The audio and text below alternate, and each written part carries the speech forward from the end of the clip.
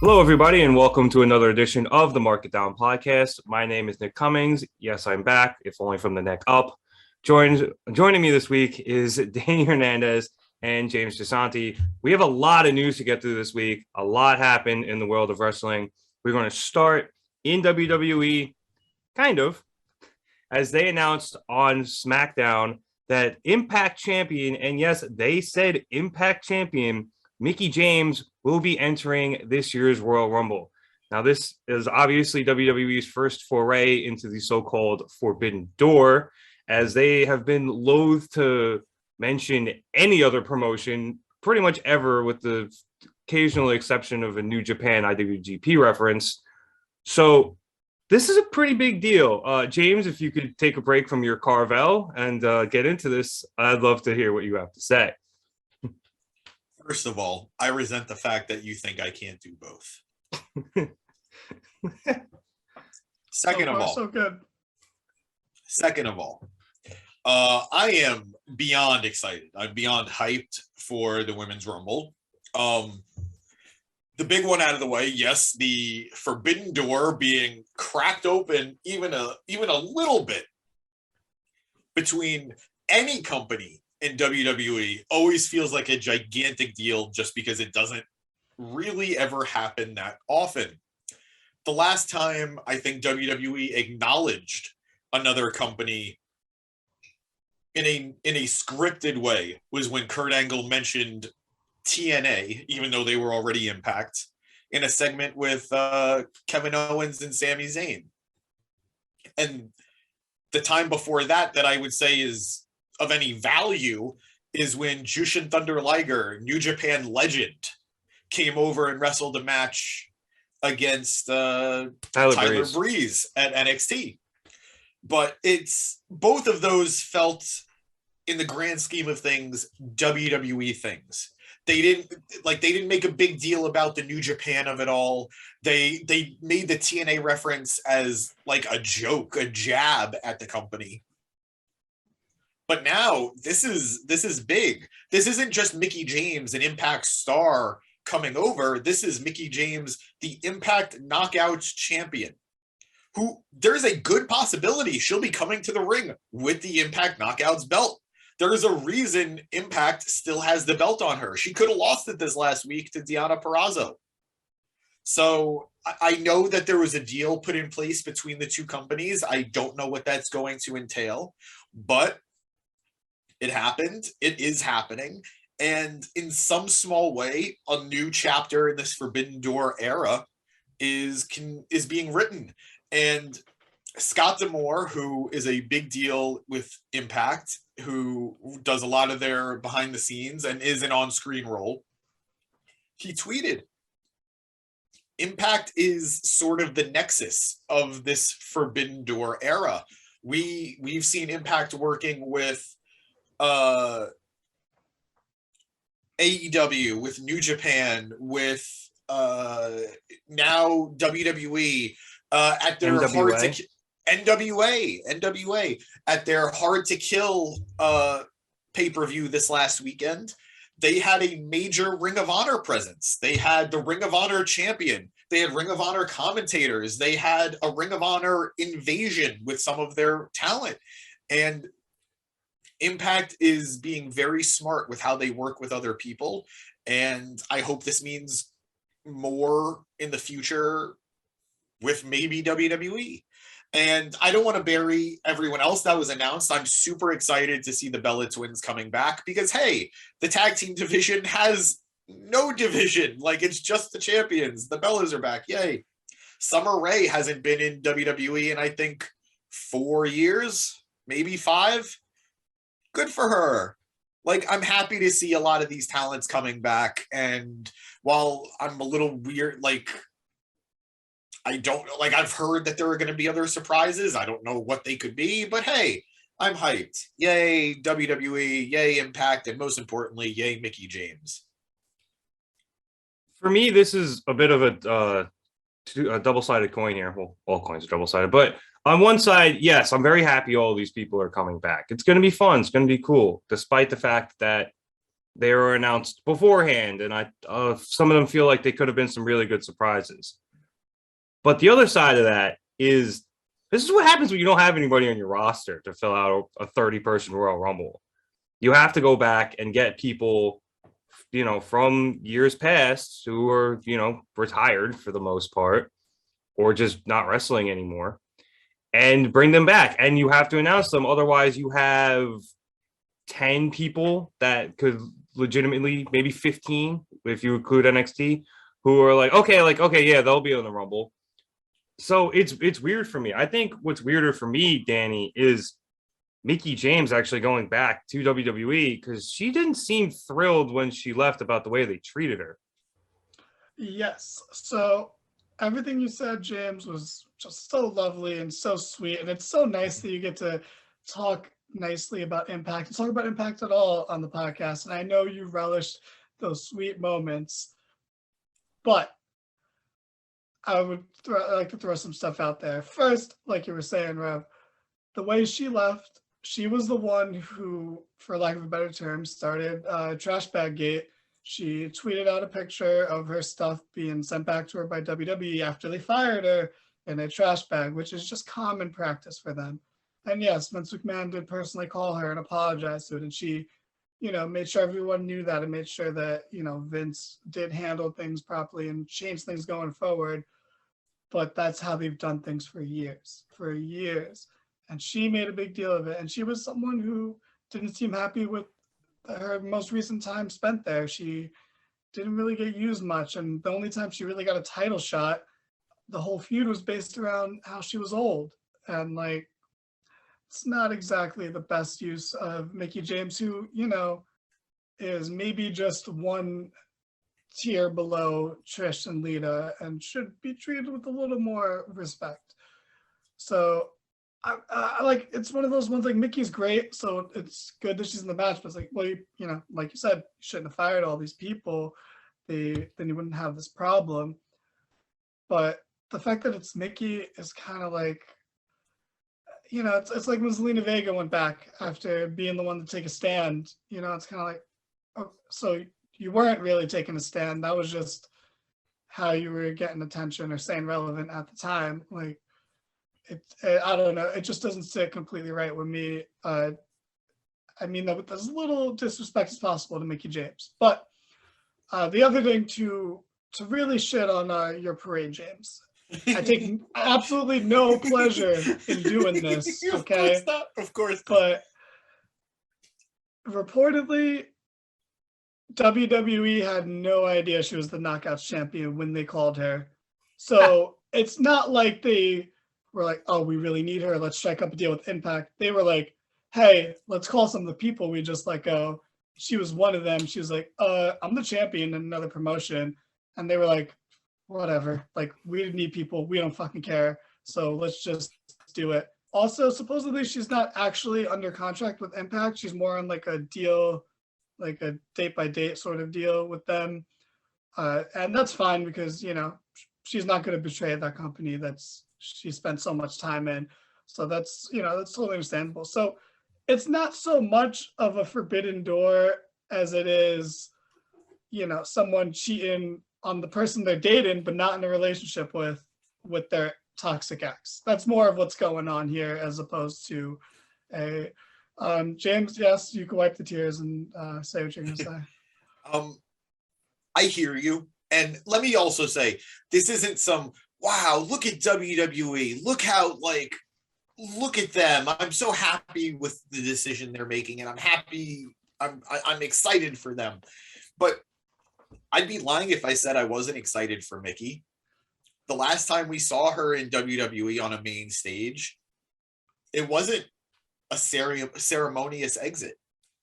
And the last memory we have of her with WWE is Trash Bag Gate. As much as I believe 100% WWE had no idea she was the Knockouts champion, and they reached out to people. I'm happy for her that she gets to go back to this place as the Knockouts champion and say, I don't need you to be doing well. From a purely business standpoint, she's making a paycheck. she's getting a paycheck. There had to be a deal in place where WWE said, we're going to acknowledge the Knockouts Championship. That is a big deal. And that is a big deal. I agree. Sorry, you finished. No. Like, I do agree, and I think it's something we talked about in our text group, that if you're holding a championship in your company, it shouldn't feel like you then want to be the number one contender for a championship in another company. But it's still like, it is something. Like, I can't remember the last time WWE acknowledged another title outside of maybe the IWGP Championship. But it's something. And more than anything, again, I'm just happy of what this does, in my opinion, to Mickie's stock. This is somebody who has appeared on an NWA pay-per-view. This is somebody who has appeared on an Impact pay-per-view. I'm pretty sure she did stuff with Ring of Honor in the last 12 months too. And now she's also getting attention from WWE. Even if this is the last time she ever appears for WWE, short of getting into the ring and immediately clotheslined out of the ring, I think this is all good for Mickie, and that makes me happy. I disagree, but I'm glad you're happy. And I'll leave it at that, because I think I think it's a bad look for Mickie, honestly. I think it's literally shit talking your ex, and then as soon as they call, you go right back. And when you don't need to, especially, that's what made it worse, is that she didn't need to go back. Like you said, she has all these things going on. She's appearing in all these places. And part of me thinks that Pat McAfee, was kind of freeballing it. And he said that was his call. And the Twitter team rolled with it, because on Monday, when they showed the video package again, they did not acknowledge her as the Impact champion, did not say that under her name. So I don't think she comes out with the belt at the Rumble. If she does, that's cool, but they're going to do the stare off with Trish again for the pop, because of course they're going to do it again. And then Charlotte's going to eliminate her, and that'll be that. And we'll move on. And I don't think it's, as much as we're talking about it, and that's cool, I don't think it's as big of a deal as we're making it out to be. I think it's more, again, it's just a corner they've backed themselves into. It's like when we get a good episode of Raw because all their plans fell through and they have to panic.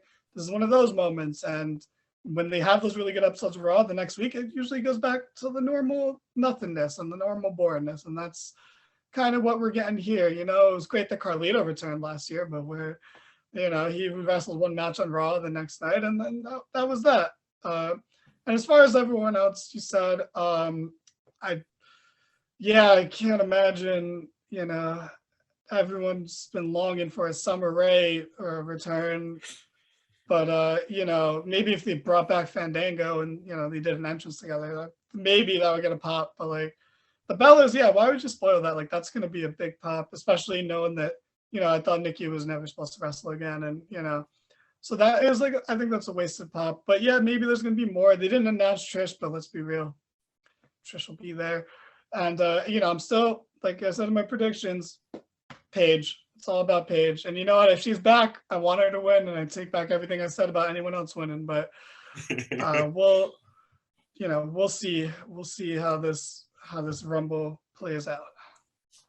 Yeah, if Paige can get cleared, I mean, that'd be big. And yeah, I'd be here for her winning. I still think if Bayley's back, I think Bayley wins. Although I know James wouldn't be overly thrilled about that. He would hate it, he said. Moving on. We don't have time for this, James. Damn it. I like you, Bayley. I do. I'm a hugger. I have the shirt. It got me in trouble once. Were you in a school with children?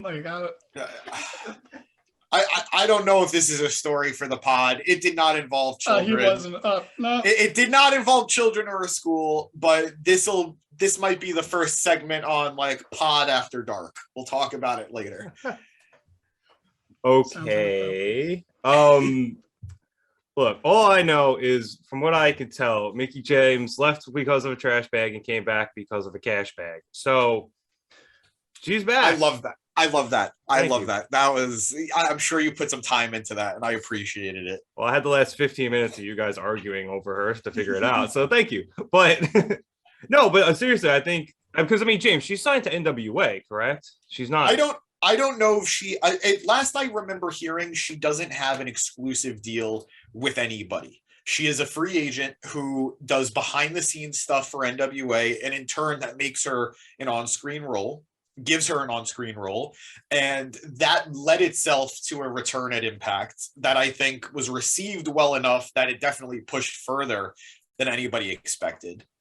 And that's why they're sort of, I think, we don't need to get into an Impact thing right now, even though I could, but it's why their big, like, woman superstar, their big knockout, let me rephrase that, their big knockout, Deonna Purrazzo, is going for, in this week, the Ring of Honor Women's Championship. She's already the AAA champion, but it looks like they're going to put the Ring of Honor Championship on her too. And I think that's because of Mickie. I think that's because of Mickie's popularity. Yeah. And I mean, because of this now with Mickie James, we also have the opportunity for the men's Forbidden Door to open on the WWE side. There's been a lot of speculation revolving around that because of Mickie's inclusion in the Women's Royal Rumble. Some names that have bandied about have been Chris Jericho, Christian. I see this less likely to happen, especially because with Mickie's unique contract situation, it's a lot easier for her to jump back into WWE, be it ever so briefly and be it with the title. Whereas it appears to, at least to me, James, that most of the men are under more exclusive contracts and would probably have a difficult time getting out of them, except maybe Jericho, because he kind of just does whatever the fuck he wants. So one of the things that I'm mentally preparing myself is, just because I heard the term Forbidden Door doesn't mean AEW. Forbidden Door could mean New Japan. Forbidden Door could mean Impact. Forbidden Door could mean a Ring of Honor guy. Like, their champion, Jonathan Gresham, has basically become a traveling champion, going from company to company. He defended it at Impact. He's got this Terminus event coming up in a week or two. Maybe it'll be a Ring of Honor representative. It doesn't need to be an AEW guy like a lot of people are speculating. And if I'm Tony Khan, I would not let it happen. I have nothing to gain from sending one of my guys over to WWE. Like, when he's allowed certain things in the past, that's just professional courtesy. Like Chris Jericho doing the Broken Skull Ranch thing with Austin, that's a favor to Jericho. That's not for WWE. And truth be told, WWE doesn't really benefit from it. AEW benefits from that because, okay, one of their guys is talking and is going to get eyes on the company. That's great. But to have someone go over to a Rumble, almost assuredly, not even almost, assuredly lose, you gain nothing from it. So I think any other company gains something. I think Impact does. I think Ring of Honor does. I think New Japan could. But I think in reality, I think it's going to be fucking Nick Aldis. I think it's going to be Nick Aldis going with his wife. And let me tell you, that is a forbidden door that could stay forbidden, in my opinion. Honestly, I feel like Mickie James kind of just snuck in through a forbidden window, and it's not even a forbidden door. Like, yeah, I agree. Like, there's no way in God's green earth that if a Jericho or a Christian ended up in the Rumble, that they would even acknowledge the fact that they've been in AEW or Impact recently, or that Christian held the Impact Championship, or that Jericho was the first AEW champion. The letters AEW would not be uttered out of anybody's mouth that entire time. So you're right, it's not worth it for that. So Danny, is there anybody, James throughout Nick Aldis, is there anybody that you think could cross over and have it be worth it to that company? No, I don't think. I think there's no one that's worth it to WWE to do besides the names we said, like Jericho or Christian. And I don't think AEW would be smart to do that because they will make them look bad because they're petty. And if it was Christian, I think they would acknowledge that he was the Impact champion. They wouldn't say who he beat, but they would say how, because they acknowledge Mickie James. So, they would.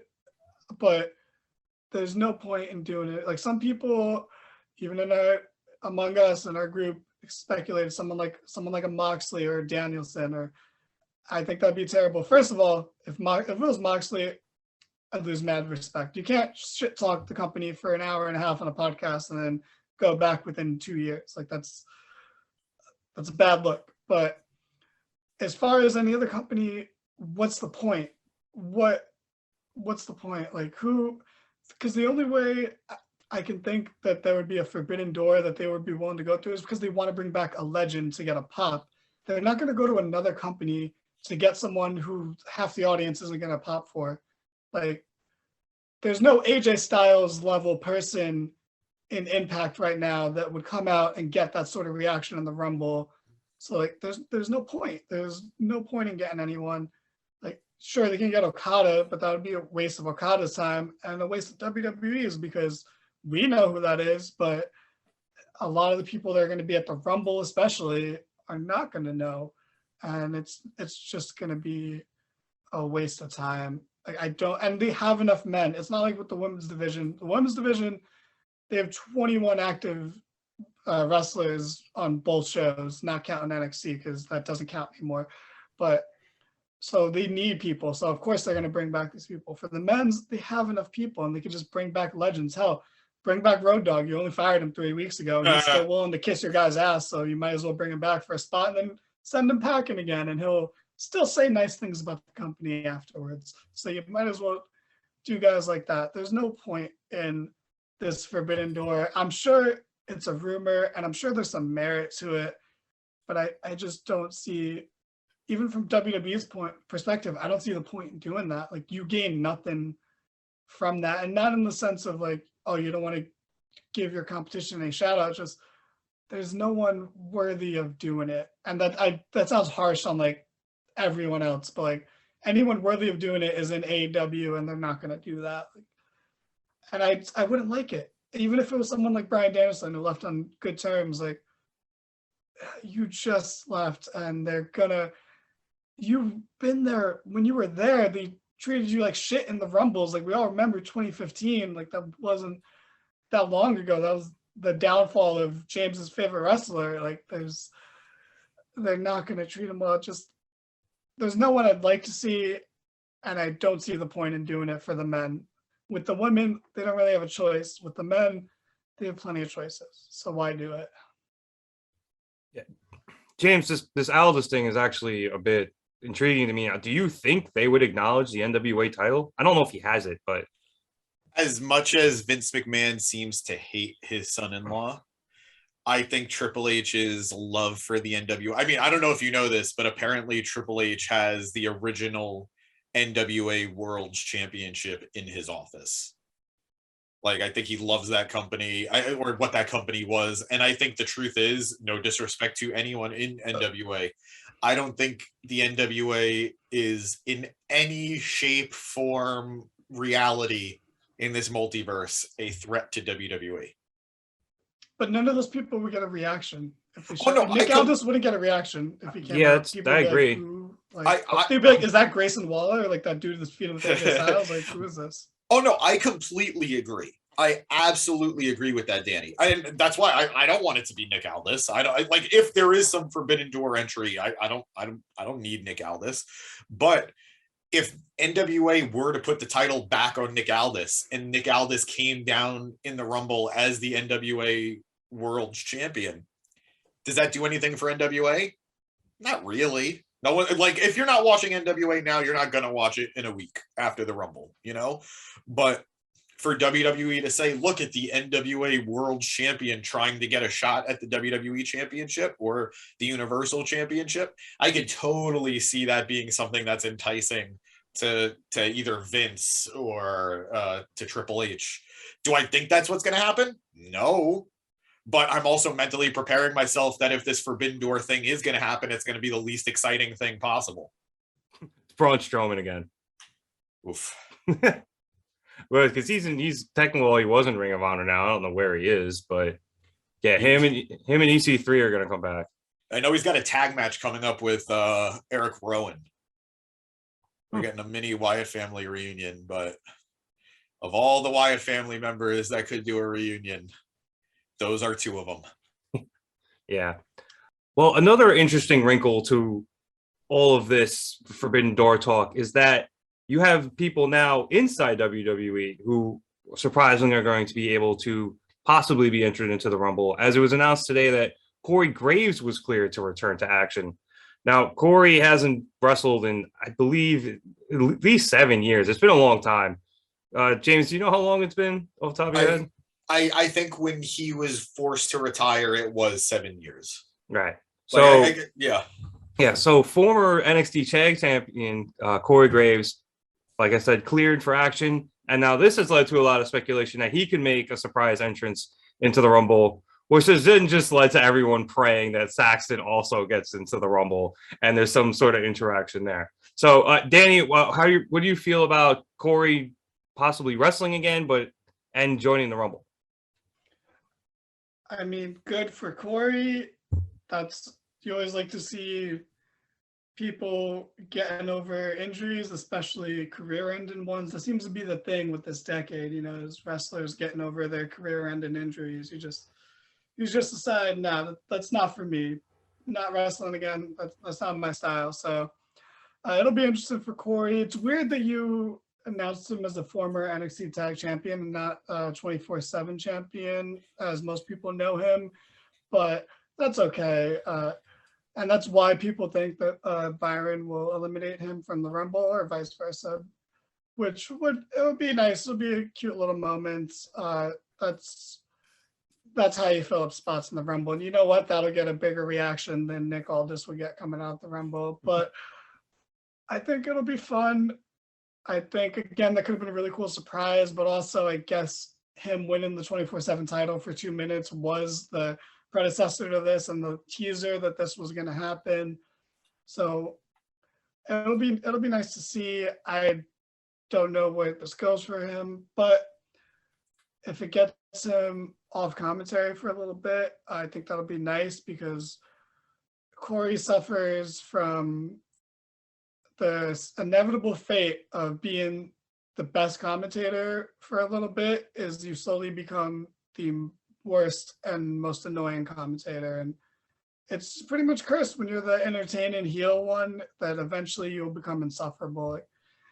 This is going to sound weird to say out loud, but JBL was a fun commentator 13 years ago, but after a few years it got really bad and really insufferable, and to the point where we chanted to fire him, and Corey Graves never got that insufferable, but it's gotten pretty bad. I mean, I'll walk that back a little bit because they made a BoJack Horseman reference on Monday. So, he's my favorite commentator at the moment, but he needs some time away because he is good at it, but it's a role that you can't be in for too long. And, everyone likes Pat McAfee right now, but in a year, you probably won't, because he'll be annoying as fuck. He's already getting there for me, but he has his moments of brilliance. And that was Corey a few years ago. So, some time away, something new for Corey. That's exciting. I have no idea where he goes, but once again, good for him. Like that's awesome that he's able to do this again. I believe the term you're looking for is overexposure. But quick trivia question. James, don't answer this because I'm pretty sure you know it. Danny, do you know who Corey Graves won the NXT Tag Team Championships with? What's his name? Shannon Moore. James? Wow. Okay. AEW's own Pac, formerly known as Adrian Neville. And I specifically say Adrian Neville because that was his name in NXT. Correctamundo. I was so close. You were. Like, he was like my second guess. If I didn't know, I would have gone Shannon Moore. But James, what are your thoughts on this? I think Danny said it beautifully. You don't want to see somebody's career end on anything but their own terms.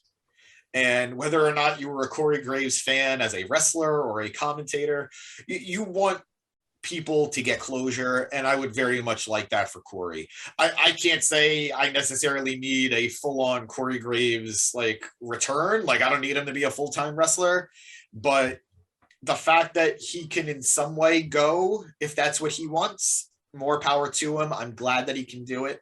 And I very much want to see him eliminate Byron. I would love to see Byron hit the Saxton Nation because it is the worst finisher in the history of wrestling. I need that. Need it. Sorry, Byron, because you are a lovely human being. But I need Corey to eliminate him because then they'll be basically at 1-1. And then we can get our dream WrestleMania match. Byron needs to eliminate Corey because Corey is the dick, and Byron needs, he needs to. But Byron got that. Yeah. He got that. He pinned Corey for the 24/7 title. He won a title off him. 50-50 book in the commentary between the commentators. I want I want them to go into WrestleMania 1 win each, and then have, like, if not the main event, at least one of the nights go the distance. Iron Man match that shit. Night 3, yeah. Okay. Yeah, night 3. Okay. Night 3. Night 3. I mean, they'll probably be in the Andre Battle Royal, when they can settle it there. God, did they even do that last year? I don't think so.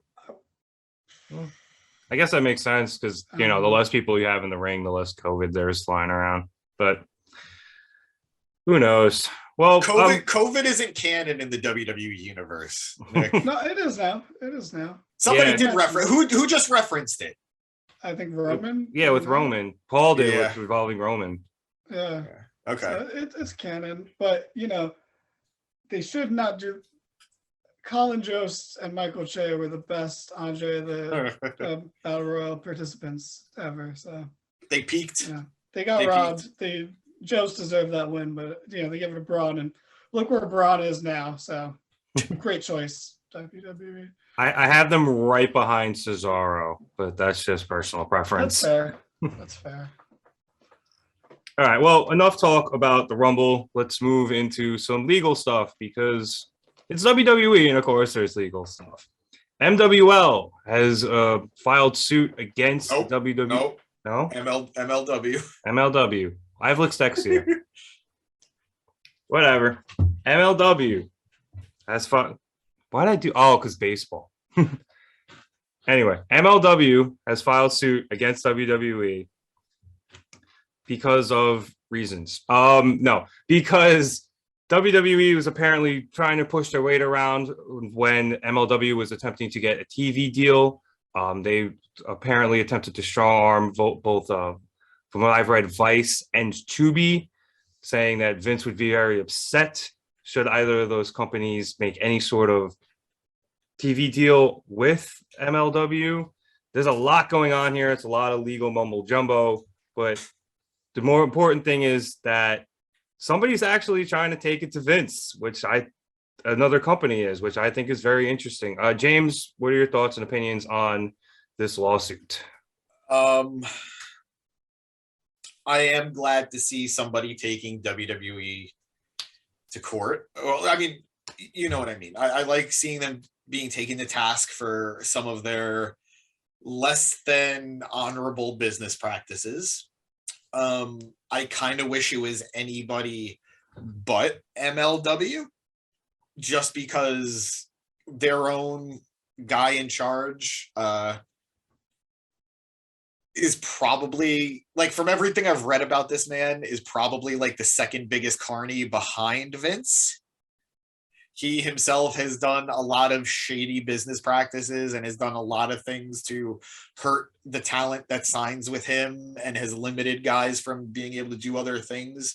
So, it's like two bad guys, or like the two proverbial bad guys going at it. It's like, no matter who loses, I'm not going to be happy with the winner.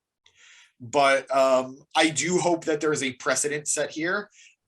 Just to get into it a little bit, WWE has done everything they can in this instance to stop MLW from getting wider recognition. Anything that could lead to them being on either a network or onto a streaming service, anything that's going to get them more attention. WWE has done a great job of blocking it. And MLW has suffered because of it. Some very lucrative opportunities were taken away or blocked for them. And I do hope they get justice in that regard. I hope any company would get justice in that regard. So, you know, MLW, again, no saint. They've, from like just today or yesterday, Joey Janela tweeted about how MLW specifically made it hard for wrestlers to go work GCW events. And it was after Joey spoke out about something that he didn't agree with MLW. So, you know, that's pettiness that I'm sure Vince McMahon would be proud of. But, you know, it's going to be very interesting to see how this moves forward. And even if the courts side with MLW, I don't know what this really does for them. They might get a nice little payout from WWE, but I don't know if another deal is, the fact that they had 2 deals offered to them is quite impressive. I don't know if a third deal is coming. We'll see. Who knows? Yeah, it should be noted this has been filed as an antitrust suit because WWE attempting to maintain a monopoly on the wrestling world, although that monopoly seems to be showing cracks. Obviously, you have AEW, GCW is coming up bigger, Impact, and now MLW attempting to get into the streaming or, you know, broadcast game is another, you know, chink in WWE's armor. So should they win, that money could be helpful to, you know, to help build the brand. But I think you're right, James. I think that the loss of this exposure, whether it be from Vice or Tubi or whatever they were going, is pretty bad. So then, Danny, do you think a settlement here helps MLW recover and maybe get to where they were going a few years back when this was all going down? I think it's a nice Band-Aid, but I don't think it helps in the future. I think it's more of, you know, a consolation prize. Like, I understand the complexities of the law about as well as Charlie Kelly does. You know, if we're talking bird law, you know, we go tit for tat on that. But, you know, as far as this goes, I don't know too much, so I'm not gonna shame WWE too much. I'm not gonna be surprised to hear that anyone's suing them or they're having any sort of shady business tactics. And even if it's not particularly shady, it's still throwing your weight around and still, you know, bullying smaller companies. And I don't think you need a law degree to see that. So that's not surprising from them at all. But, you know, WWE gets sued all the time. This is like routine for them. They're, you know, they spend a lot of time in court and they have a good law team. And you know, good luck, MLW, or from what James just told me, no luck, MLW. Whatever happens, happens. Wherever the chips fall, whatever. Yeah, and to your point about recent lawsuits, I do know WWE did settle with their investors due to them, I believe, misrepresenting the Saudi deal to their shareholders. So they are in court, and they, you know, they have lost recently. So we'll see where this goes. I'm interested to watch what happens here, just because I think this is the first time, at least to my knowledge, that a wrestling company has gone after WWE in this way. It's, you know, especially when WWE has been throwing their weight around and bullying other companies for so long. And now that it seems they're getting a little bit weaker and possibly even, you know, setting up for acquisition, which seems to be a rumor that's been flying around a lot recently, you know, that MLW is going to go after them and, you know, take back at least some of what they lost by losing one of these TV deals. And hey, possibly now that, you know, this has been brought into the open, maybe they can get one of their deals back. You know, Vice does do things on wrestling. They have Dark Side of the Ring. So maybe they would want to, you know, start showing MLW, or perhaps another company can get a TV deal, and they won't be bullied by WWE, because if they do it again, it's going to show a pattern, and and then that lawsuit's a slam dunk. So depending on what happens here, it could have some interesting ramifications for a lot of smaller brands, and it could have some interesting ramifications for the way WWE is able to conduct itself business-wise in when interacting with other companies. So that's that. Obviously, none of us, as Danny said, have a law degree, so we don't have much commentary in terms of the legal status of all of this, but still, like I said, interesting to talk about. So let's get back into the ring, talk a little about Monday Night Raw. RK Bro surprisingly lost the titles to American Alpha this past Monday. It was a very Alpha Academy. Alpha. Strike two. Danny, Strike two. Take it. I'm done. Okay. James called this before the episode. I was gonna quit, and oh my god! I'm quitting. I've been terrible for fucking 2 segments. Take it, Danny. I'm done. I quit. We love you. We love you, Reverend. You haven't been terrible. No, I've been pretty terrible. You've been great. You've been great. You handled the MLW case way better than I would have. So, yeah.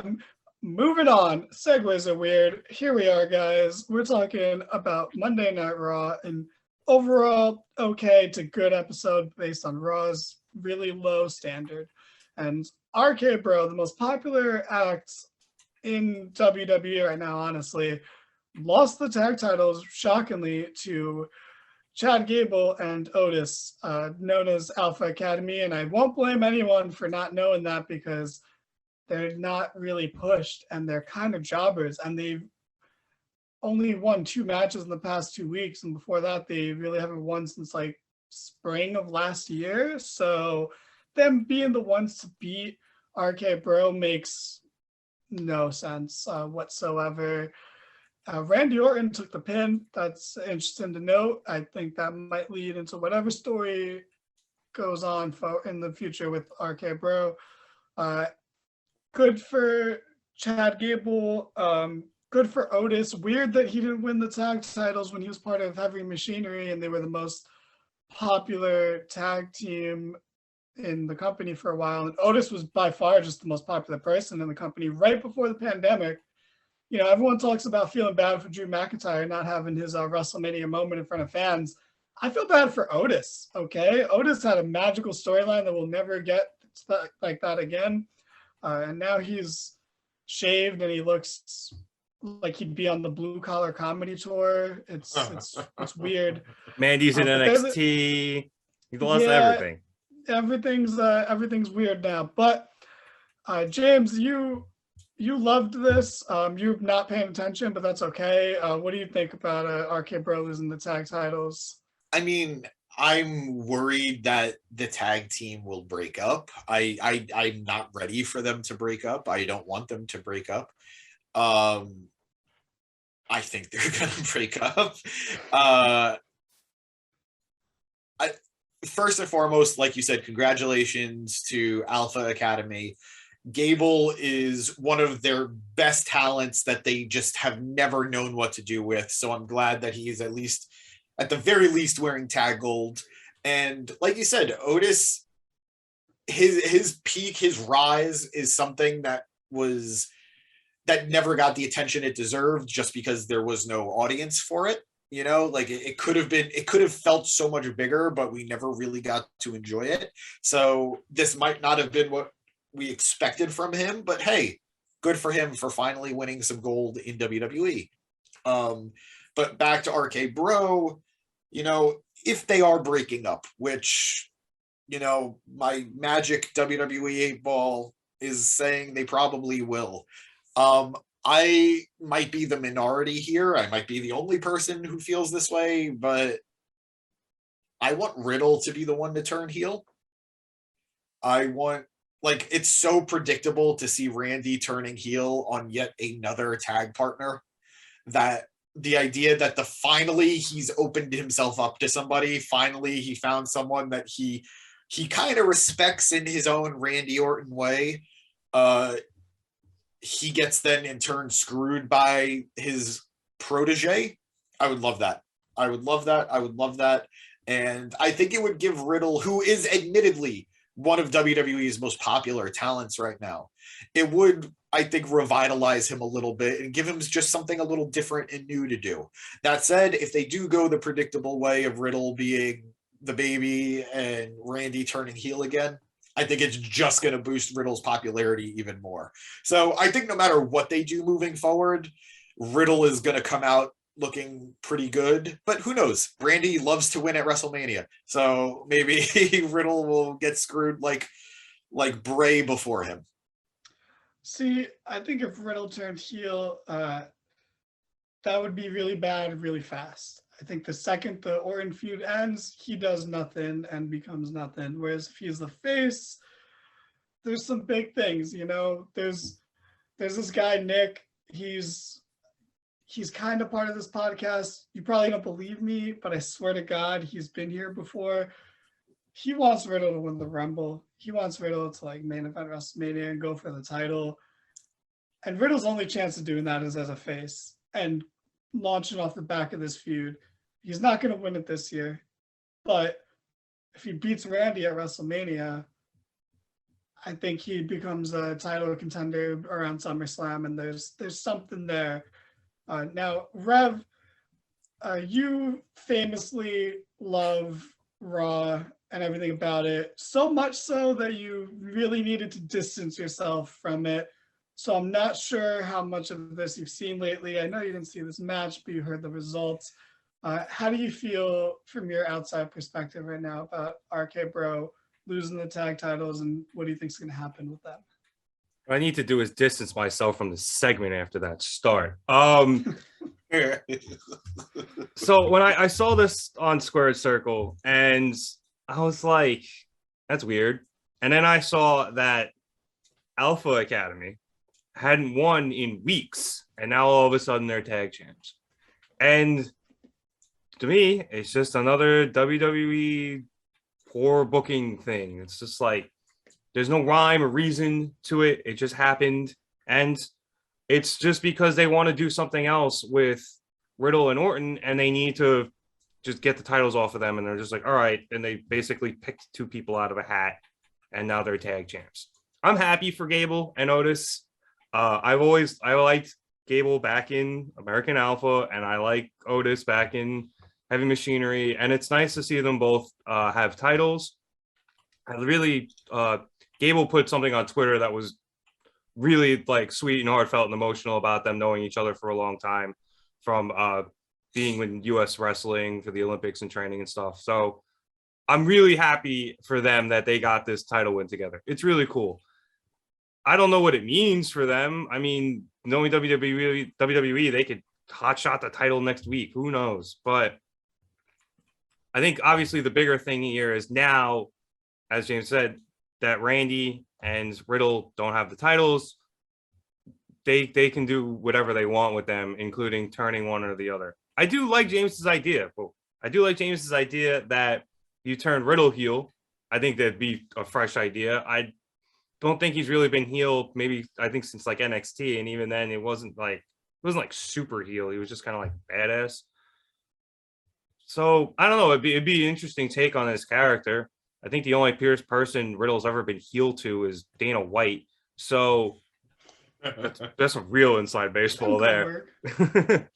So, oh yeah, I guess Goldberg too.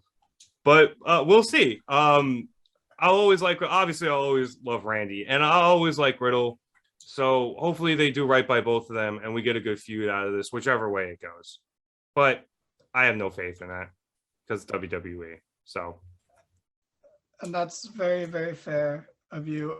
Fun fact, the past 2 times Randy Orton's been a tag champion, Gable was the one to take it off of him. So, you know, there's that. Alpha Academy beat Orton and Bray for the tag titles back. You did it this time. You said Alpha Academy. American Alpha beat the Wyatt family. Yeah, it's possible. I started thinking about it now after Rev said it. I'm like, it's interchangeable. But I guess all sorts of fucked up. You know, This is what happens when I come back after what, 3 weeks? It's all right. These things happen. It's no big deal. But I do think it's nice that Otis and Gable have something, but I think it's a good indictment on the tag titles because you just took them off of your most over acts, your top merch sellers, or at least top 2 merch sellers, and you put it on a nothing team that won't be a team a year from now. Granted, RK Bro won't be a team a year from now, which is, the WWE style, but it's a downgrade for the titles that were already nothing titles, but at least they were on the most popular act for a while. So now they've just now the tag titles won't be on WrestleMania if they're not on RK Bro.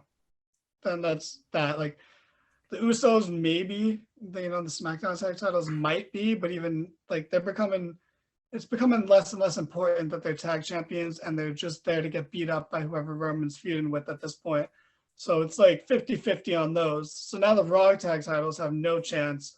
Where I was guessing, I think a lot of people were guessing that it might be like RK Bro versus Seth and Kevin Owens because they're kind of a makeshift tag team right now, and they're, those are all big names for a match at Mania. You get 4 people in one match, and that works out. But now that that's not happening, maybe now I'm gonna start, making some theories up and saying that maybe that means that Seth and Kevin won't be in a tag match at Mania.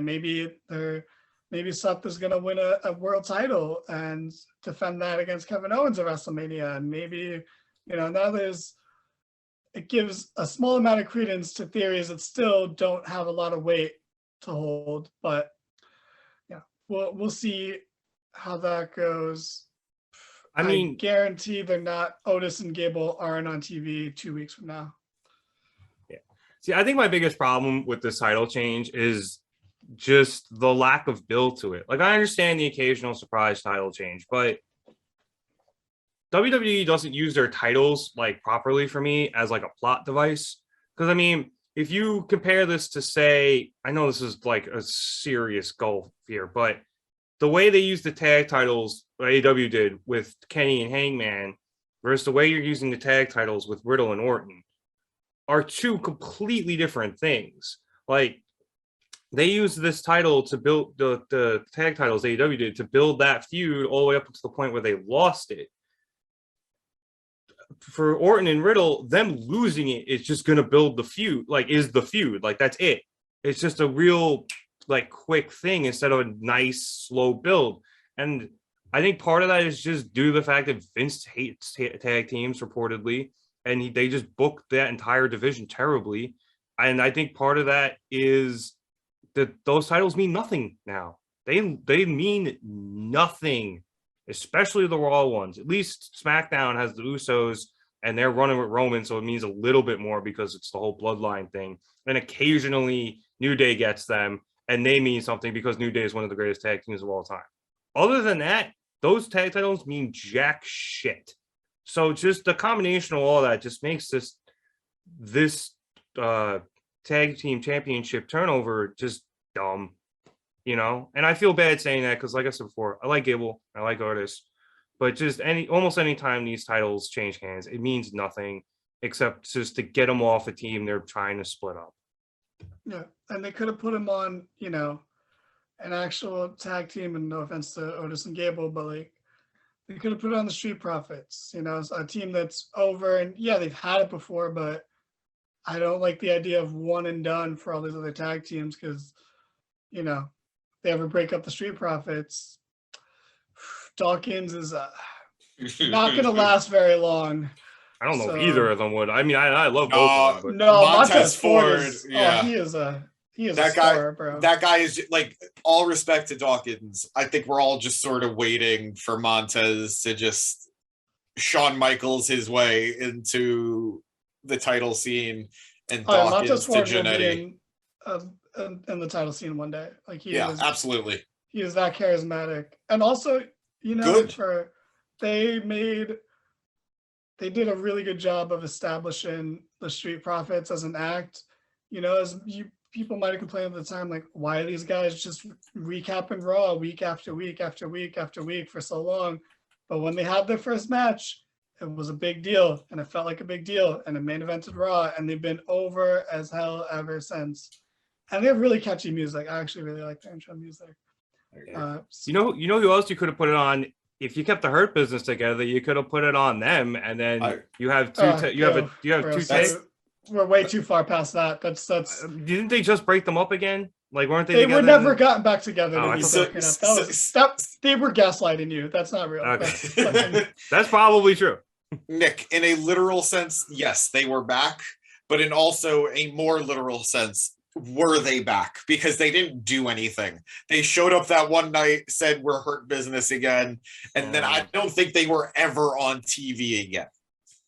I might be wrong, but I don't think they were. Imagine if they were, and imagine they had the titles, and Bobby's going to face Brock. That would have been a way better storyline. But again, the tag team storylines don't matter, so because the titles don't matter, so who cares? Okay, guys. So every Wednesday, AEW has a show. It's called Dynamite. It is on TBS. It's always been on TBS. I don't know what you're talking about.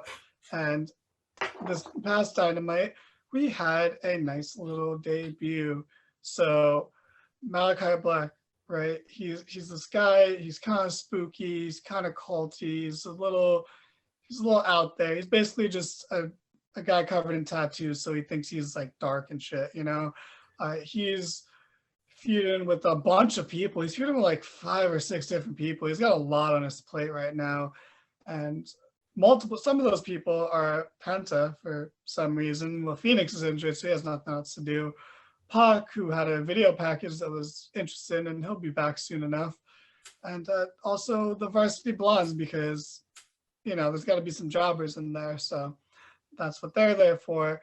And they started jumping him because he came out to attack Penta after Penta had a match with Matt Hardy in his hometown, and the hometown guy lost. That's fine. But he was getting beat up because the Varsity Blondes came out, and the baby faces jumped Malachi Black, and then the lights went out. And after a couple weeks of everyone thinking that this guy was going to debut and being disappointed when he didn't, Brody King finally debuted, and he beat up all 3 guys by himself because he is massive, and he's also covered in tattoos, so he thinks he's dark and hard and shit, so he just beat up everyone else. And it was exciting because as much as I trust AEW and I trust Malachi Black, this feels like they were biding a little too much time, and they were going to start to lose the fans if they didn't deliver on this. So, Rev, what did you think about this debut? The way you introed Malachi there, it just sounded like a really dark version of the Tiny Toon Adventures theme song. I don't know why, but no, I am so here for the House of Black. Malachi has been a really cool character going all the way back to NXT when he was Alistair, and he's been really cool since he's gotten AEW.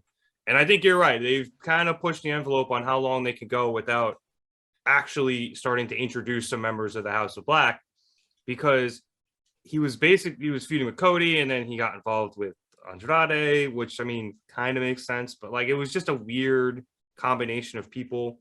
And that's why now he's feuding with Pac and the Lucha Bros, or I guess at this point the Lucha Bro, and hopefully Phoenix gets well soon. Still can't believe he only dislocated his elbow. That's insane. But adding Brody King to the mix now is going to be really cool. I've never seen him wrestle personally, but I've heard only good things. And what I saw out of his brief beatdown tonight was impressive. That cannonball was sharp. It was fast, and it was heavy. And so I'm interested to see what this guy does. I've been interested to see where the House of Black goes for a long time. And now that we've finally got this ball rolling here, I'm excited. Hopefully Malachi can influence some baby faces to join him too. So it's not just guys from outside, but people that he corrupts within AEW to join him as well. I know there's been a lot of speculation about Julia Hart. I don't know, but whatever happens here, I honestly trust Malachi enough, of all people, to get this done right, and keep it cool as fuck. So I'm excited to see what Brody goes from here. I'm excited to see him wrestle for the first time. And I think there's going to be a lot of good stuff to come out of the House of Black. You made that remark about Julia, and I wasn't going to bring that up. She was wearing all black when she came out, you know. I'm just saying. The eye patch, it matches. Yeah. But, you know, and she was a little more edgy. You know, she might be going through a My Chemical Romance phase right now. And, you know, hopefully it's not just a phase, it's a lifestyle. So we'll see where that goes. And, you know, Pac's video package was really weird. So who knows what side of the spectrum he's going to land on when he gets back.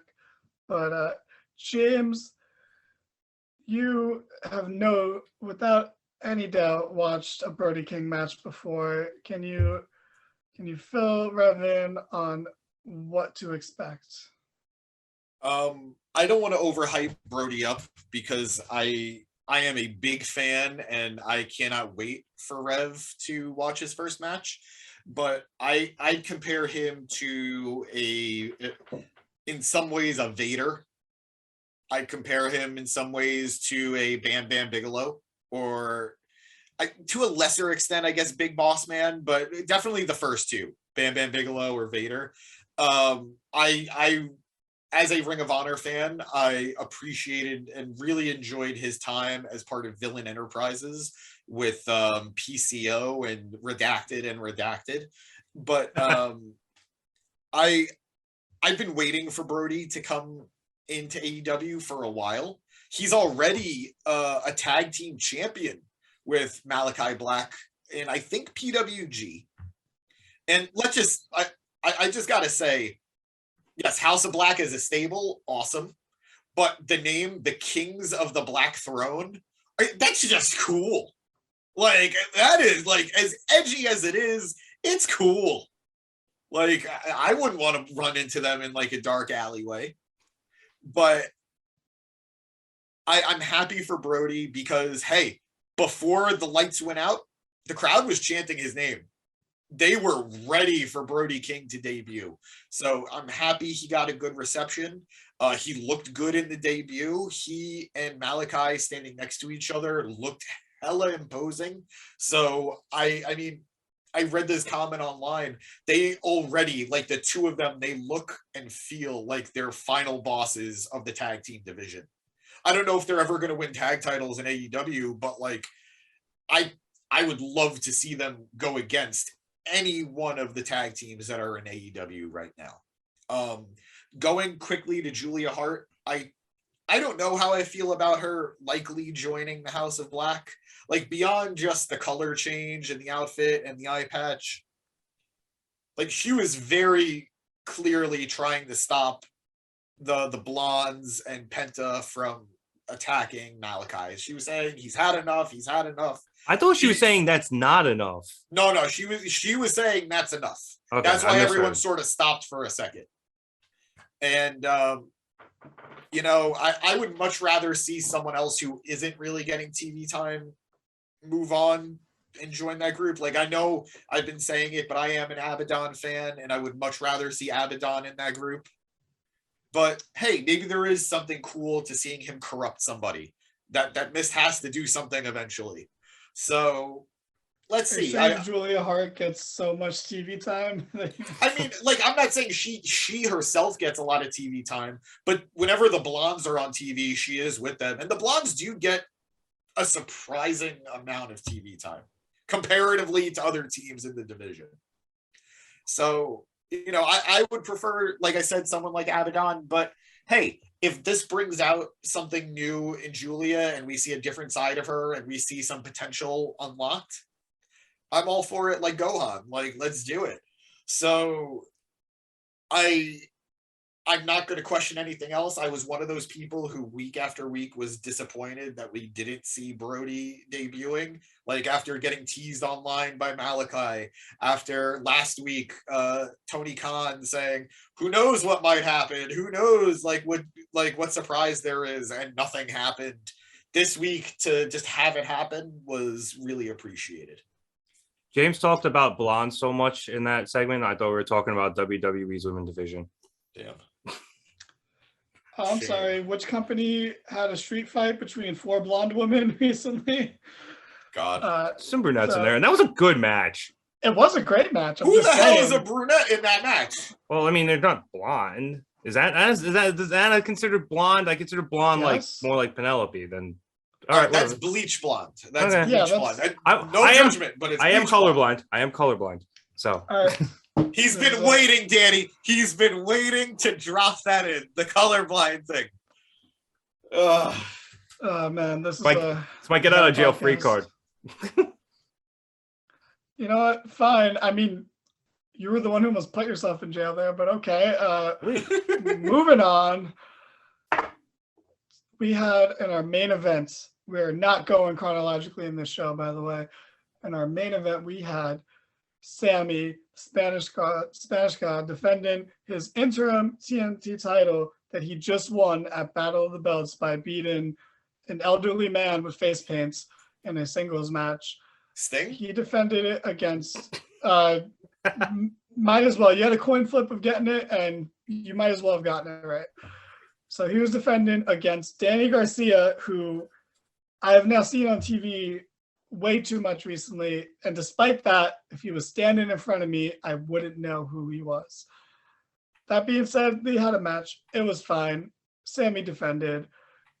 More importantly, this match was sowing seeds for the more exciting Eddie Kingston versus Chris Jericho match, where hopefully Eddie Kingston can win a fucking feud for once. But also related, but not directly to the segment, Cody Rhodes, the actual TNT champion, will return next week.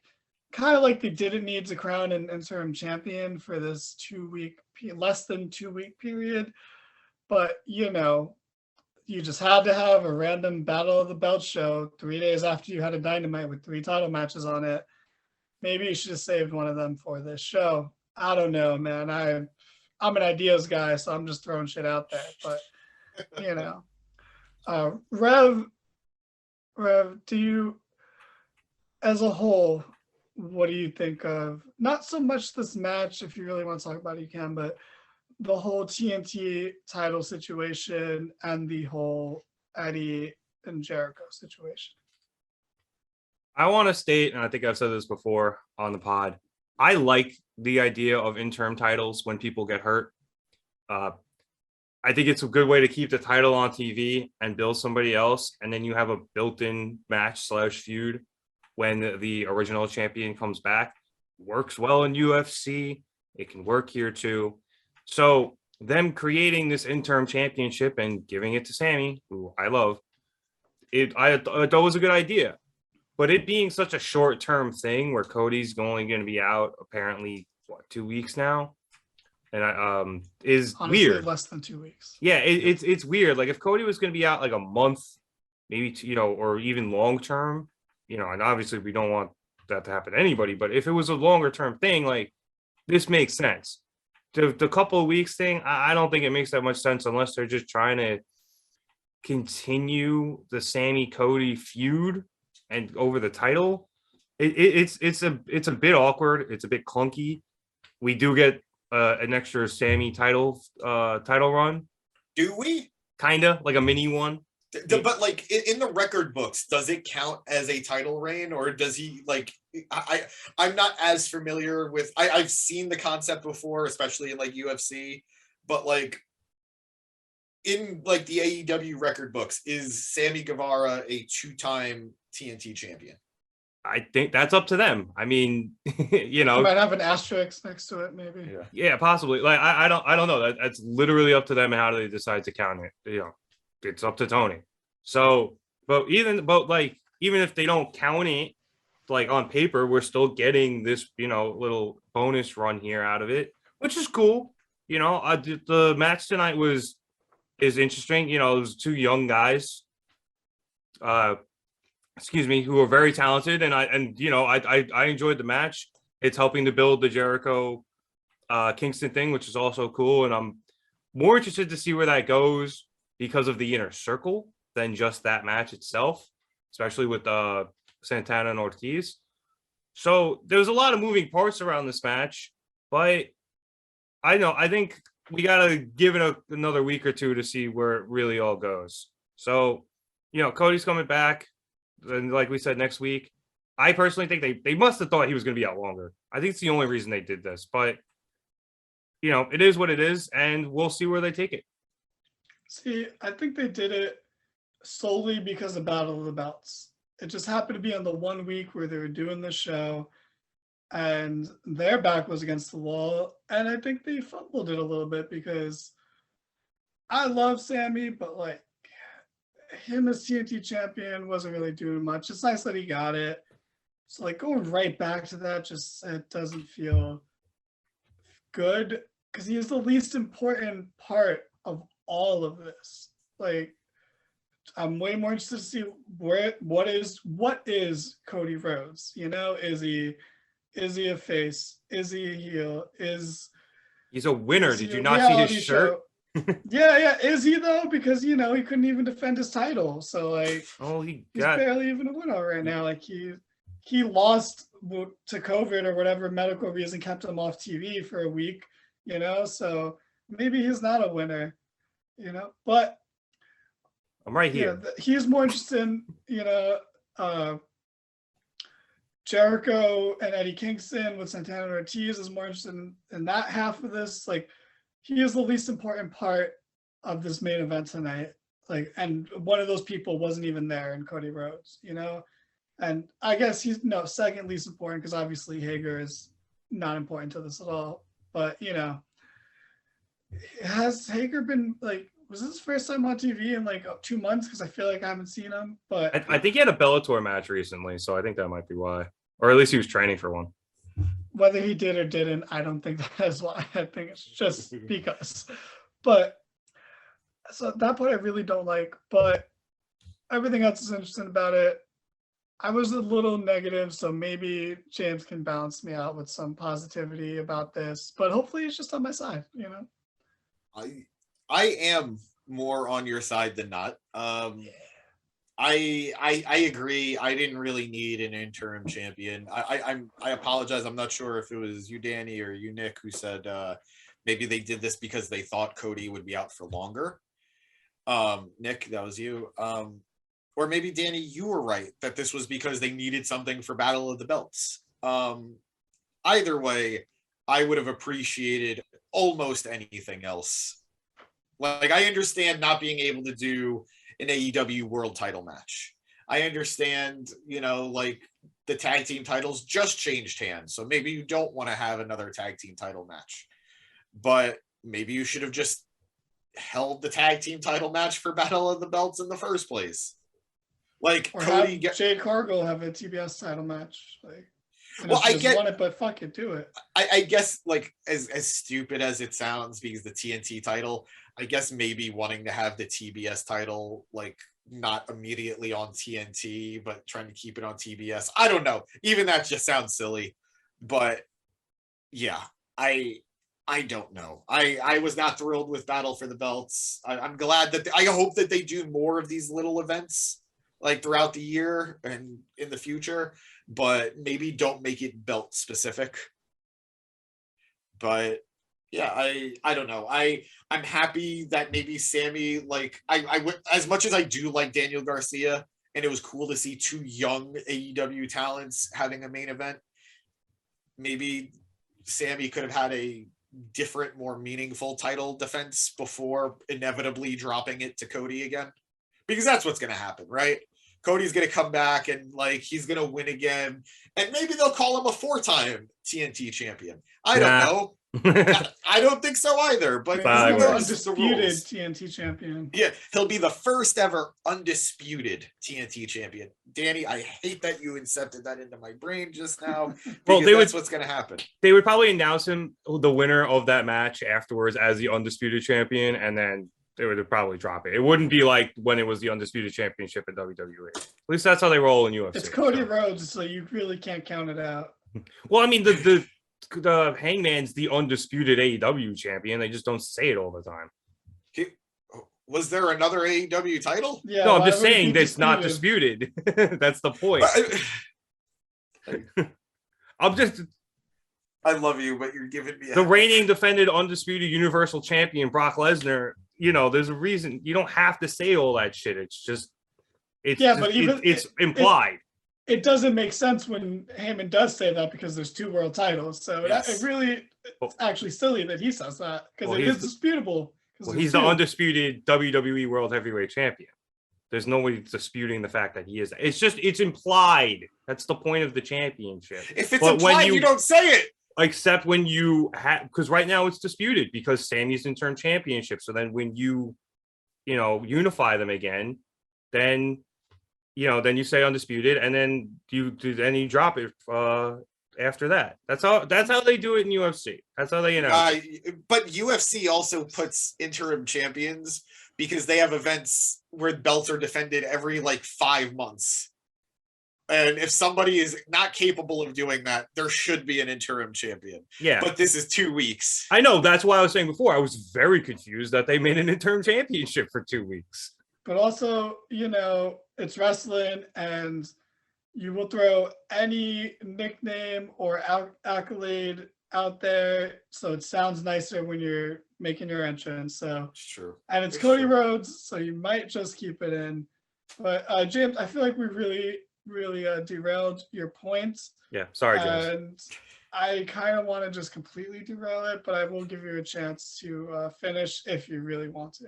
I don't even really know what to add at this point, other than I'm prepared for Cody to come back next week and then announce either on Rampage or on the next Dynamite the unification match, and it's all going to go as if none of this happened. None of it was real. Cody is just going to be the TNT champion.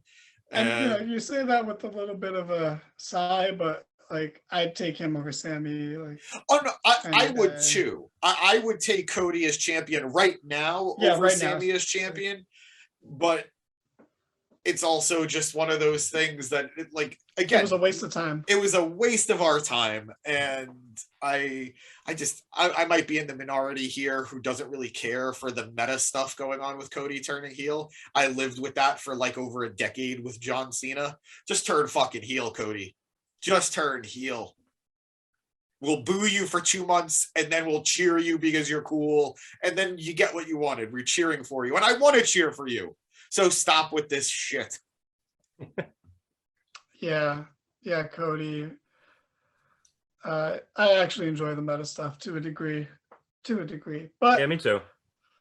We'll see, and that's again why this main event felt a little flat to me, because I was missing the most compelling component of the story, which was Cody Rhodes, and imagine saying that was the most compelling part of the story a couple of weeks from now. Rev, you have a... Yeah, I wanted to just get back in the battle for the belts for a second, because that whole thing felt really awkward, because I feel like they were intending it to be one thing and it just fell apart, and that's how you ended up with this whole mess.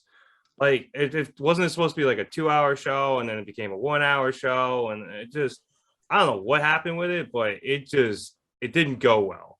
So it should have just been a special episode of Rampage. It should not have been on its own night. Yeah, like Fyter Fest or something. Yeah, it should have just been like that, but for Rampage. Do one of those for Rampage, and because that's what I thought it was up until 2 weeks before it's going to happen. Yeah, me too. It's going to be a separate day. That's kind of pointless. I was not a fan of this as a concept. And again, just don't have it the same week that you're having 3 fucking title matches.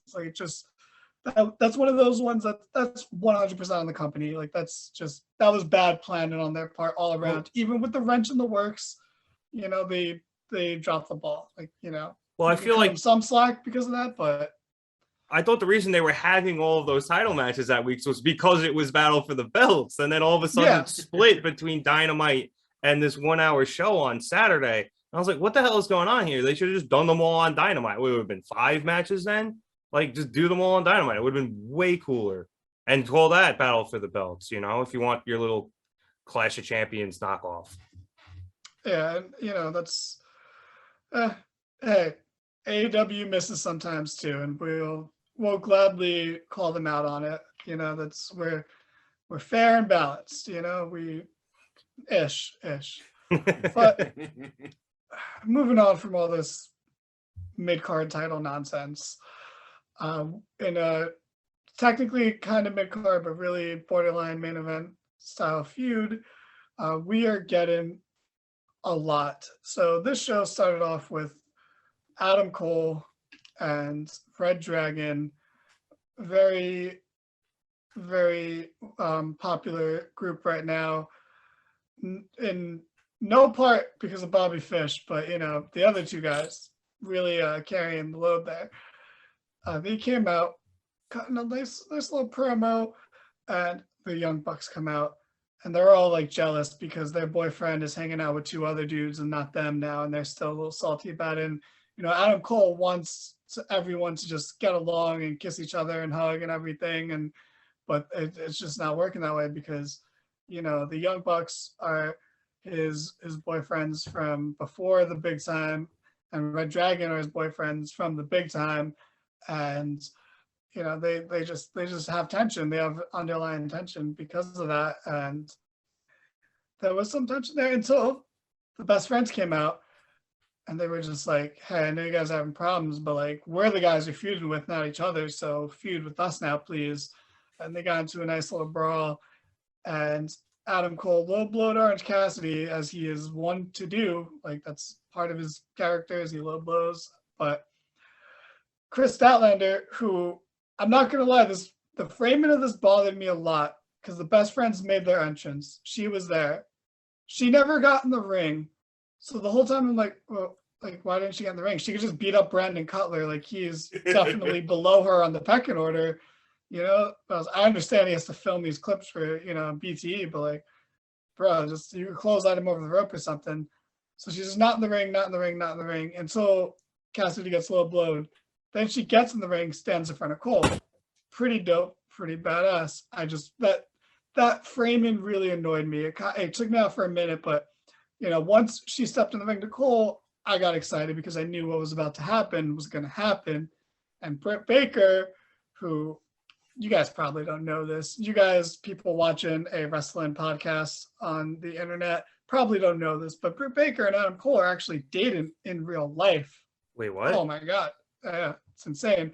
So she came out, she beat up Chris Statlander, Cole beat up Cassidy, and next week they're going to have an intergender tag match that I am personally very excited for. And they even had a great backstage promo where O'Reilly is continuing his gimmick of getting Cutler's name wrong, and Britt Baker decided to get in that too and call him Brandon Butler, which I might accidentally call him a couple times now because it makes sense. It really makes sense. So James, there was a lot of moving parts in this, a lot of people involved. What were your humble, nonsensical opinions about this? This was this was definitely my favorite segment of the night. I think everybody on the elite side of things looked incredible. I think I think Adam Cole looks like the main event guy. It was tough in the beginning because he was sort of balancing things out with Kenny, and now Kenny's gone, and whether or not the elite as a whole are the elite as a whole right now with Red Dragon and the Bucks, everything revolves around him. He looked like $1,000,000. He had 2 tag teams behind him. He had Britt on his side. He looked like everything you want out of a top heel champion. And I am all for it. I want to see him get to the mountaintop sooner than later. And I know we're all waiting for MJF to get his title shot and to win the title, most likely off Hangman. And I'm sure that'll come. But I am just chomping at the bit for AEW champion Adam Cole, baby. But I love the segment. I love the back and forth between the Bucks and Red Dragon because it's going to happen sooner than later. It's a match that if you've watched Ring of Honor, you've seen it. It's a match that if you've seen New Japan, you've seen it. But we're going to see it on a mainstream American television channel, and that's going to be awesome. And I know it's something we've discussed privately or maybe even a little bit on the pod, but just seeing the men and the women interacting more is something that I think we're all very cool with and we want to see happen more. So to see Britt get integrated into the Elite is awesome. In my head, I'm already imagining Rebel, not Reba, interacting with Brandon Cutler in like a sidekicks club, and I think it's going to be great. And I think I'm not necessarily ready for Britt to lose the title, but I think that time is coming, whether it is to Chris Statlander or Thunder Rosa or whoever. The fear is typically when an AEW women's champion loses that title, they tend to leave TV for a bit because they don't know what to do with her. I think her now being with the Elite is going to ensure, even when she does drop the title, she's going to have something to do on TV. And I'm all friggin' for it. Yeah, that's a good point. And I think it's just nice when divisions intertwine. So having the women's champion in the group, it's like when, Kenny was the world champ, the Bucks were the tag champ, it's that thing works, and having someone with the title in a group makes it feel good. And now it makes Britt's feuds, because let's be real, a lot of her feuds were with people that were just so far beneath her in the pecking order, whether, that's not because they're not good, it's because of how they're presented, where now anyone that feuds with her is going to be shot up instantly because they're interacting with the Elite and, the disputed era or whatever you want to call them. So that it's going to, I think everyone involved gets boosted from this. I don't think anything looks worse. And yeah, like I like we've said, I really want women in these stables more, and just it just feels more complete. And this feels like a more complete feud, where otherwise I would be really upset that they're still feuding with best friends. But now there's this huge new wrinkle involved that makes it so much more interesting. Rev, how did you feel about the way this show started off? Yeah, the rising tide lifts all ships. I think it's a good way to put what you were saying. I mean, I love this. I love the whole Bucks Red Dragon thing. I love them being both jealous and wary of them and a little ticked at Adam, but like still wanting to trust him. The Bucks add such depth to their feuds, especially in AEW. And part of that is also helped through the fact that they've had BTE, that they've been able to do it. But they add such depth to their feuds that it makes them better. Like all the subtleties and everything are just so good. Britt coming down is awesome. If I'm not mistaken, I think this is the first time on AEW television that her and Adam have interacted together, which is pretty cool. And I'm not having flashbacks to Becky and Seth. I'm just not going to do it. So I think they're going to do this right. I think they're going to do it well. I don't know how long they're going to do it for. I guess it kind of depends on what they want out of this whole thing, out of this match to start with, at least. And then we'll go from there. But, I'm going to enjoy it while we have it. And then I think to your point, Danny, that, as I said, the rising tide lifts all ships, because now Britt is at least in a match with Statlander. And then we had the backstage segment later with Statlander and Red Velvet and legit Layla Hirsch, where they're having their feud, or at least the beginnings of it start to come about. And now that's intertwined. And it's just helping rub, everybody and, give them more TV time and more prominent feuds. But B, it's helping just the show continue this thing where everything's kind of intertwined, which I've always loved about AEW, because in WWE, it seems like the left hand never knows what the right hand is doing.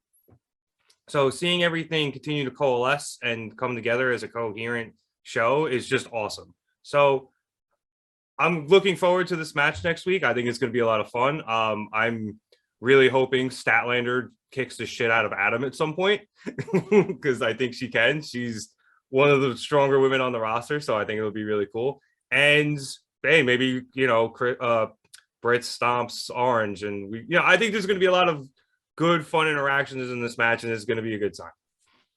Oh yeah, absolutely. I love Chris Statlander, so her being on a prominent role on TV is fantastic for me. But guys, that is all the time we have. We're done. That's it. Finished. No more. Please. Wait. I don't know if Oh, we talked no. about this last week, Oh, but no. there Oh, was no. a big signing. Danhausen signed with A&W. We do not have time for this. We will talk about this at another time. So, guys, please subscribe. James is ready to wrap. He bought an outfit just for that. So get ready. It's gonna be great. Like the video, please comment. Comment if you want. Please check us out on all the social medias. Everything will be linked in the description. Please check it out. And yeah, just hope you had a good time. Thank you for watching. Get out of my house.